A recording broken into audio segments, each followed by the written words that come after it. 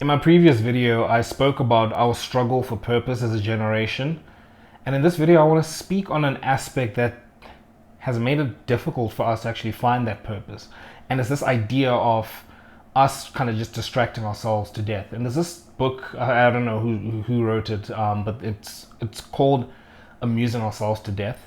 And it's kind of just built around the premise of like us as a generation, we are these phones, like we kind of just distracting ourselves until we die, like in our souls.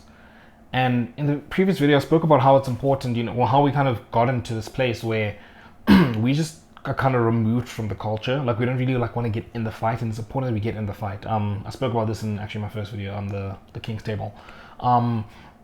We're refusing to get in the fight, and as Christians, we're called to be in the fight, right? And obviously, again, I've spoken on the importance of us finding our purpose and the struggle to find it. Now, something that it proposes a barrier that is almost it feels almost insurmountable, is the phone, right? And I'll tell you now why this phone is so bad. And I personally wish, like, I only got a phone when I was in grade 5. Or I think it was, grade 5. I wish I never had that thing, man. Like, seeing how much time it takes away from, I think I said this in one of the previous videos, we spend more time on our phones than we do asleep, which means this digital thing is actually like our real life. Like we have more parasocial relationships. And again, listen to this on podcasts, was like the amount of time you spend on podcasts or listening to podcasts or watching certain people or whatever it is, you spend more time with those people than you do with like your parents, right? People you spend in your real life. Because I mean, obviously, like you're not going to see, especially when you get older. I remember Jordan Peterson said something about how, once your kids turn 18, you spend like 90% of the time you're ever going to spend with them, on average, of course. And it's like, that's already difficult enough. But now imagine we're spending time on this phone and we're building parasocial relationships, and this is like our real life. And the kind of aspect I want to get to that makes this thing so terrible, right, is this idea of distraction. I think the Bible touches on this quite a few times, and how Satan loves to distract us. I've heard this quote before about how, where Satan can't like stop your purpose or whatever it is, he distracts you from it. And we are seeing this on a crazy scale right now. Where you and I, like we are, I'm 23, it's like cool. You always hear these things like, 100 years ago, you'd have been like married with a family, you'd have been going to war, all this stuff. Like you would have had a house and all that stuff. Now there's other societal like analyses to be had about how, it's more difficult now to buy a house than it's ever been and all this stuff. But just purely from a perspective of like, we should be doing stuff in life.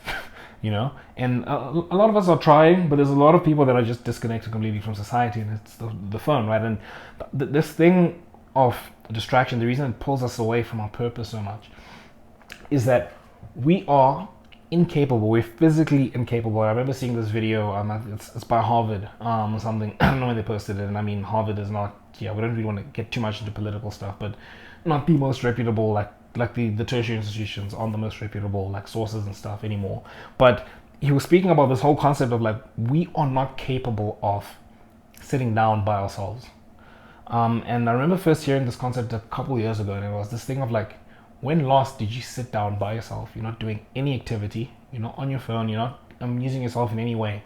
You just seated by yourself with your thoughts for 10 minutes. For 30 minutes. We're not capable of doing it for 30 minutes. And apparently, and I mean, I haven't tested it. I think I've done it a handful of times before. But like, apparently we sit in a room by ourselves, like with nothing to distract us or anything like that. 30 minutes, I mean, we go crazy.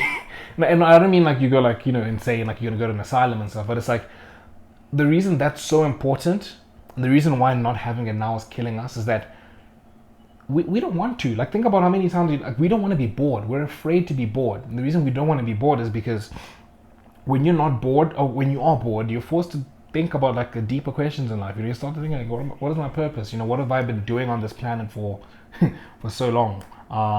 Whatever it is. And it's this thing that kind of just, it distracts us. It numbs the pain, and we can get into speaking about all these other things like like social medias and all these things we use as escapes. But ultimately, we're scared to be bored, because when you're bored, you're forced to stare into the abyss, I remember, I think it was a Friedrich Nietzsche. He's an atheist and everything, but I remember there's this quote he had. I actually forgot about it, but it was something along those lines of like staring into the abyss. That's where you find like, what am I supposed to do? But the issue is that these feelings we're having, and there's this other interesting thing that they've done. It's almost not a study, but it's called the male sedation hypothesis. And I actually got this listening to a podcast by Chris Williamson. And it was this idea of like, right now, as a society, you've got a large population of men who are like, and this is secular, so of course I can speak about it from this perspective, but you've got a large population of men not having sex, like not married, like they're not contributing to society, yada yada yada, right? And it's like, anytime you've had that in society, if you look back over history, anytime you have that in society, there's some kind of revolution that happens. Like the men kind of just riot because, I mean, if that's not happening, what's kind of the point of living? And you have a riot, but it's like, that's not happening right now. And it's like, why is that not happening? And it's because of the phone, because they're being sedated by the phone, right? It's like, cool.